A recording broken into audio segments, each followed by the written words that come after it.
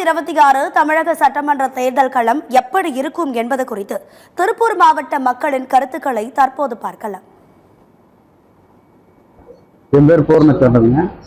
நான் திருப்பூர் அனுபவத்தில் இருக்கிறேன். 2025 அதில் பார்த்தீங்கன்னா ஏடிஎம்கே டிஎம்கே எல்லாமே போட்டியில் தான் இருந்தது. இப்போ 2026 பார்த்தீங்கன்னா இப்போ இடையில தலைவர் விஜய் இருக்கிறார். இதில் நிறையா ஓட்டுகள் பிரியும். ஆனபடி முன்னாடி இவர் நல்லபடியாக செய்வார்னு மக்கள் எதிர்பார்க்குறாங்க, நாங்களும் எதிர்பார்க்குறோம். 26 எலெக்ஷன் தேர்தல் பார்த்தீங்கன்னா கொஞ்சம் போட்டியாக தான் இருக்கும். கண்டிப்பாக ஓட்டு பிரியருக்கு வாய்ப்பு இருக்குது. இப்போ 4 வருஷமா பார்த்தீங்கன்னா தொழில் ஏதோ போயிட்டு இருந்தது. பட் இந்த டைம் ரொம்ப மோசமாக இருக்குது. அது என்னன்னு தெரியல.